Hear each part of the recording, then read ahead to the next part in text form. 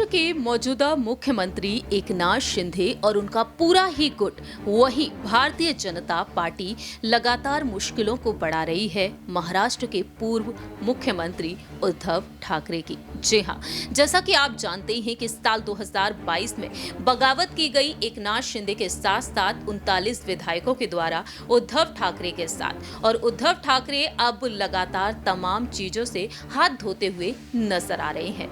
जैसा कि आप जानते हैं कि शिवसेना पार्टी का नाम और चुनाव चिन्ह एकनाथ शिंदे गुट के हवाले कर दिया है चुनाव आयोग ने, और अब सुप्रीम कोर्ट में शिवसेना पार्टी के नाम और चुनाव चिन्ह पर सुनवाई जारी है। ऐसे में देखा जाए, वकील जहां एक तरफ अपनी दलीलों को रख रही हैं, वहीं दूसरी ही तरफ एकनाथ शिंदे लगातार कई झटके देते हुए नजर आ रहे हैं उद्धव ठाकरे के गुट को।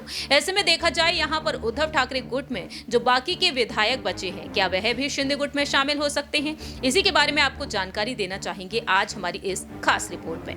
नमस्कार, मैं प्रांशी राठौर और आप देख रही हैं नेक्स्ट 9 न्यूज। जानकारी दे दें कि हाल ही में सुप्रीम कोर्ट में सुनवाई हुई शिवसेना पार्टी के नाम और चुनाव चिन्ह पर, लेकिन इस सुनवाई से पहले 14 मार्च के दिन जब सुनवाई हुई, उस सुनवाई से पहले ही यहाँ पर महाराष्ट्र में एक बड़ा खेल होते हुए देखा गया। दरअसल महाराष्ट्र के पूर्व उद्योग मंत्री सुभाष देसाई के बेटे भूषण देसाई एकनाथ शिंदे गुट में शामिल हो गए। एकनाथ शिंदे ने डंके की चोट पर अपनी बातों को रखा। उद्धव ठाकरे के लिए किसी झटके से कम नहीं माना गया, क्योंकि सुभाष देसाई उनके बेहद करीबी नेता हैं।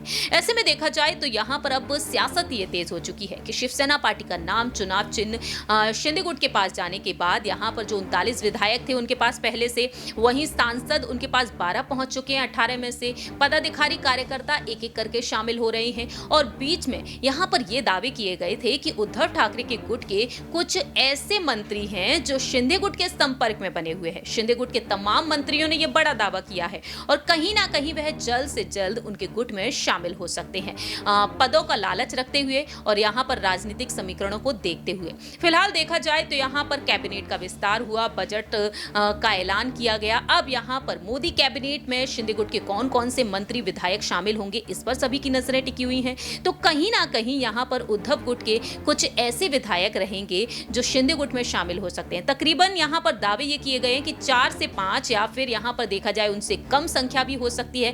कहीं ना कहीं वह शिंदे गुट में शामिल हो सकते हैं। ये बातें सामने आई थी बीते कुछ समय पहले, शिंदे गुट की तरफ से दावे किए गए थे। ऐसे में उद्धव की मुश्किलें और भी ज्यादा बढ़ सकती हैं। तो क्या वाकई में उद्धव ठाकरे, रश्मि ठाकरे मातोश्री में एक बार फिर से यहां पर बागी विधायकों को वापस बुलाने की कोशिश कर सकते हैं, या फिर यहां पर जो 15 विधायक, 65 में से 40 ने बगावत की, लेकिन जो 15 विधायक बचे हुए हैं, उन 15 विधायकों को उद्धव ठाकरे किस तरीके से अपनी साइड रख पाएंगे, ये देखना काफी ज्यादा दिलचस्प होगा। फिलहाल देखा जाए 16 विधायकों की अयोग्यता पर सुप्रीम कोर्ट में सुनवाई जारी है। देखना दिलचस्प होगा कि एकनाथ शिंदे जीत बोल पाएंगे या फिर उद्धव ठाकरे। लेकिन आपकी क्या कुछ राय प्रतिक्रिया है, इस पर आप बता सकते हैं कमेंट सेक्शन में, क्योंकि अब जल्द ही बीएमसी चुनाव होने वाले हैं, और अगले साल 2024 में साल के अंत में विधानसभा चुनाव होंगे, तो वहीं 2024 में लोकसभा चुनाव भी होना बाकी है। देखना होगा कि क्या वाकई में सीएम एकनाथ शिंदे की तरफ उद्धव गुट के इन विधायकों का रुख नजर आएगा। इस रिपोर्ट में इतना ही। बाकी की तमाम अपडेट्स के लिए आप देखते रहिए नेक्स्ट 9 न्यूज।